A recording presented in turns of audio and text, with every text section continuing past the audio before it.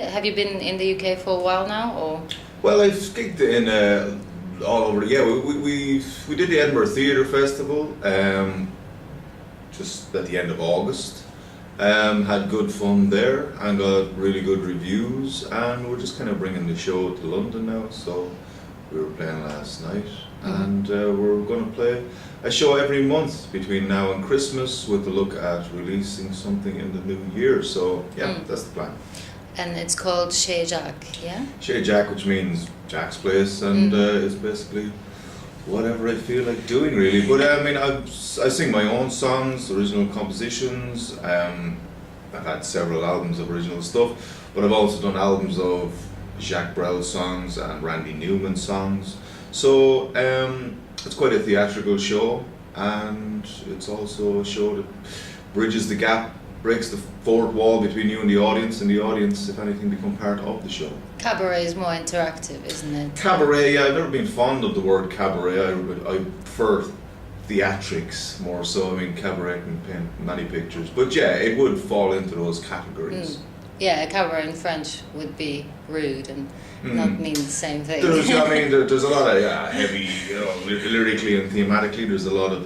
But I think in English, when you think about all that cabaret or theatrics, to me it means just magical and a show, and is that what your shows are about? Yeah, well, I would be, if you like, a method singer with some of the songs. I would become the characters, and you try and keep it. Cabaret in the old 1920s sense would be something that's topical, would be about what's going on. I was singing a song called Money, which is about money and where's the money and all that. And the general themes are life, love, and death. That kind of covers the whole thing, really. So because you said you become the character, tell me one that comes back a lot that you really like. Characters that come back. Well, the money character, I suppose, that it's a Randy Newman song, but it's a song about how we're all possessed by the search for money, and everything else becomes secondary, but that will make us eat ourselves. So I played a character of the great materialist, and that's what that song deals with. Then a lot of the songs I would have myself, like Georgie Boy or Lazarus, would be about the keeping going, the defiance of in the struggle in life, just keeping your fire inside burning strong. They're about that, they're about defiance. So it kind of jumps between those kind of themes. You do a lot of your own take on modern music as well, which is quite interesting. But then you write your own music. Which do you find? Which do you prefer, or you prefer any of? I mean, I've no real preference. I kind of look at the show as a set piece. I've always written songs since I was a teenager, so it's something I kind of naturally do. I've had more original albums than I've had cover albums, but at the same time, I love taking really good meaty songs like the Brel stuff and giving them my own twist. And then it's a modern kind of thing. When you go and do radio shows and stuff, they tend to ask you to do a cover of it was just a thing that I ended up doing a couple of times. So I ended up singing modern pop classics, which I always try to pick songs that I actually think have an evergreen quality to them and are good songs. I love pop music as much as I love the heavy kind of stuff. So yeah, you try to find the center of the song, the heart of the song, and take away all the production. And usually, all those songs are actually good songs that you can play on an acoustic guitar. So yeah, I've been known to I like pop as much as I like the avant-garde. If I can find the avant-garde in the pop, that kind of thing. Yeah. Do you find when you're writing music, what is it you find really important? Well, what do you make sure is in your music when you write it? Well, lyrics are very important. I mean, it has to. I've always been obsessed by the wordsmiths like Brel or Leonard Cohen, Dylan, all those guys. How you can,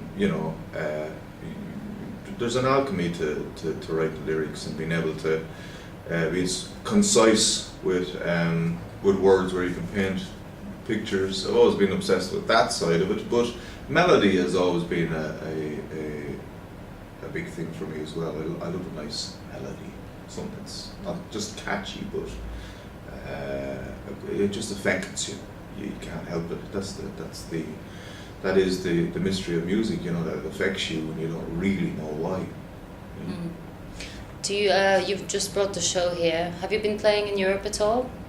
I play in Europe all the time. Yeah, France, Holland. Down the States a lot. Did you take Chez Jacques abroad yet? I haven't had it to France yet. I mean, I do play in France, and I do the Braille stuff there. I mean, the wonderful thing about it is that the translations, you will always get. French people will want to will always compare it to the originals, and stuff is lost in the translations. When you translate it directly from French, they always sound more surreal, almost, the lyrics. But the translations are so good. That's what I like about those songs, that they stand up. Even though you might lose something, they're still very, very strong. The heart of it is still there. there. Absolutely, yeah. And beautiful lyrics. They still have beautiful lyrics. You mentioned you had up-and-coming releases. Can you tell me a bit about that? Well, I've did a lot of recording in January, February, so I have a lot of songs ready to go. I just need to get off the road and actually nail down what they are. I've recorded a duet with Camille O'Sullivan of a song I wrote called Mon Coeur. So that may get a release at some stage. So, like I say, I'm just trying to nail down an actual album of stuff. I'm in the fortunate position where I have a lot of songs, so it's kill your little darlings and try to refine that down to the usual 10-song thing, I suppose. Do you, when you put your songs together for an album, do you find it's important that there is a certain storyline, or is it just whatever you feel? Well, it's a mood. It's a mood. It's very hard when you have a lot of songs to I still believe in the album format, even though we've lost the A-B side, all that kind of stuff. I still do like an album that has, you put it on and it brings you on a journey, that kind of thing. So yeah, you would try to put the songs together in that respect. But usually it's your best 10 songs. You just try to find a way, like the way you do with a set list, where it brings you up and it takes you down and it brings you to different places. And then when you've had as many albums as I've kind of done, you're always trying to outdo yourself and trying to push yourself as a songwriter into different places. So that's always a challenge too, and that's for me, that's the joy of music. It's always a challenge, and it never lets you down in respect of, you always want to better yourself. You always want to search for the next thing, and that's kind of what, it's an obsession as much as a passion. Isn't it a little bit? Yeah, you become obsessed, because whenever you get one thing, whenever you've achieved one thing, you're already thinking of the next thing. Yeah. It's a little like football in that respect. You're only as good as your last game. Yeah. As I said, your shows seem quite interactive. You're very, involved in your music and with the crowd as well. Yeah. What kind of shows inspire you then?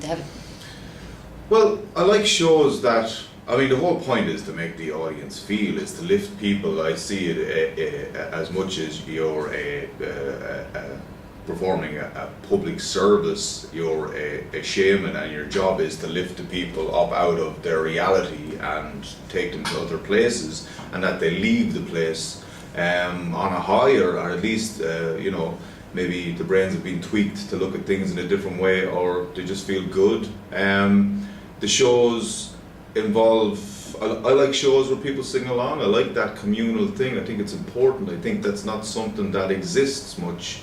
It exists in sporting occasions, and it exists in music, where people get together, sing together, and we're all got into our own little boxes now, and we're at home on our computers, and we're not interacting, that whole community thing is diminishing because of all the good things from technology. There are things as well that are making people more insular. So I see shows as something that are more than just, oh, we're going to a gig. It's actually what is going on, what's happening there, and I see it as that. You know, it's a communal kind of thing, and that's what I think people like about it. I mean, I love shows where people sing along, and I love shows where you meet characters, over the top characters that you might play in the songs that confront people and challenge their ideas. Are there still artists now that you find are challenging? Well, Ireland is full of great artists. People like Jinx Lennon is a great kind of punk poet in Ireland. Damien Dempsey is a great artist in Ireland.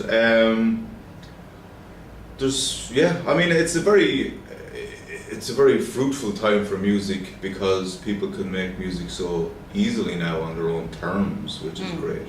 But it's hard to get away from the greats, you know. You do find that most things have already been done. I'm doing a radio show called High Fidelity in Ireland, and it's the history of recorded song. It's 26 parts, an hour-long program, 26 shows from Edison to the iPod. So we're going through the birth of music, recording, through the blues, lead belly, you know, through country music, rock and roll. So I'm saying this because you see it's all been done. I was aware of that, but it's all been done and we're trying to recreate, just push it a little bit forward, but most of it has been done. I mean, the Beatles did most of it already anyway.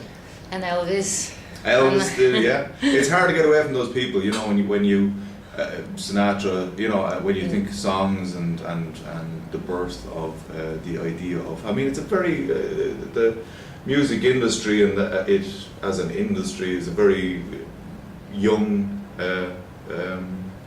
profession because, 150 years ago, I would have been a beggar going from door to door singing songs because that's what I do, and I imagine that's what I would have been doing because I was born with the ability to sing and an obsession with music. So it's a very new thing, the whole music business, if you like, which is an oxymoron in itself, because music is an ethereal thing that they can try to understand it, but they don't. And then business is a rock solid kind of thing. So the two together is a dangerous mix.